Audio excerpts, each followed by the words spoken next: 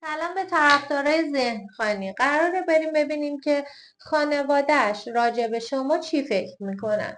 نشانه میگیریم از اوراکل فرشتگان و بعد یکی رو به نیت خودتون انتخاب بکنید.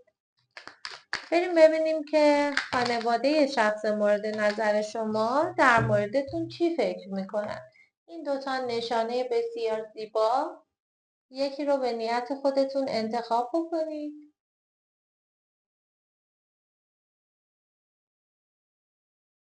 از این کارت شروع میکنم. بریم ببینیم که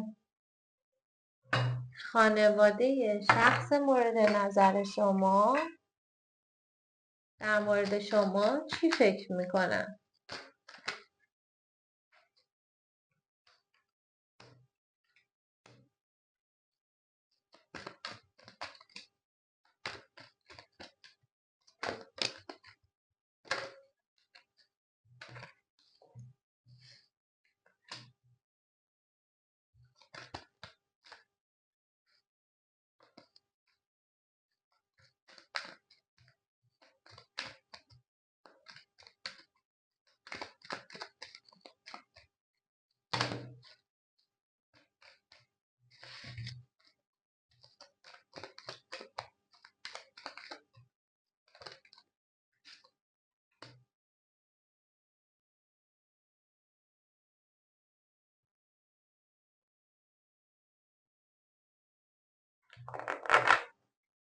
خانواده شخص مورد نظرتون فکر میکنن که شما قابل اعتماد نیستین.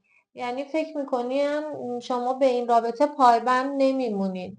بودنتون توی این رابطه فکر میکنن که به خاطر دوست داشتن نیست، به خاطر موقعیتیه که طرف مقابلتون داره. فکر میکنن شما برای اینکه تو جایگاه خوبی باشین، توی اون موقعیت خوب، توی اون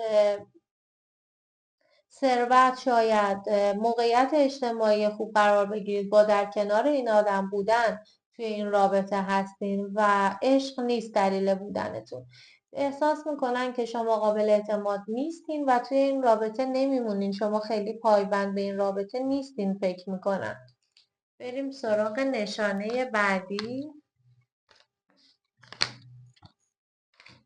این نشانه،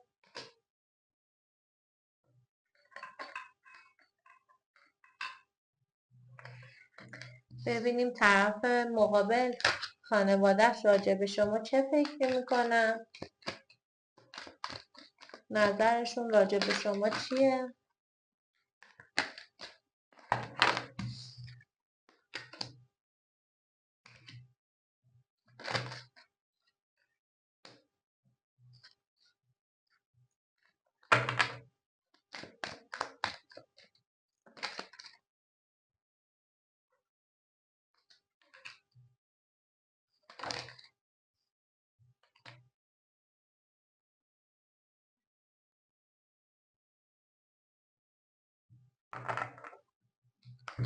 خانوادهش فکر میکنن که شما تعادل روحی ندارین. میگن که یه موقعی خیلی تو خودشه، یه موقعی نه، خیلی عکس و خوشحاله.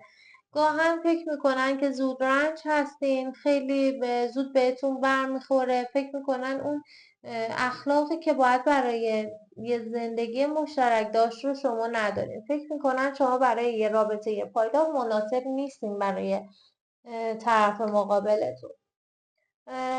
فکر میکنن که شما هنوز واقعیت رو ندیدین از بچه خودشون، از برادر خواهر، از پسر یا دختر خودشون. فکر میکنن شما هنوز با واقعیت روبرو نشدین، نمیدونین که اون واقعا کیه، هنوز شناخت کافی نسبت به طرف مقابلتون ندارین.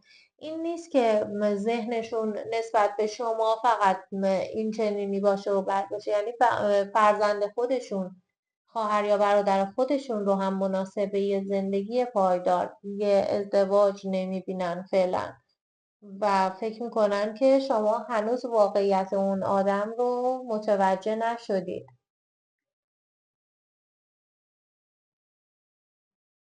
فکر میکنن شما خیلی سطحی نگر هستین، خیلی زود رنج هستین.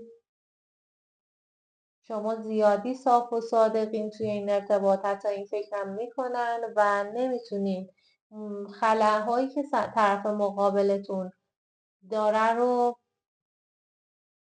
بپذیرین، باهاش کنار بیاین. فکر میکنن شما هنوز متوجه اونا نشدین، وگرنه اصلا نمیموندین توی این رابطه.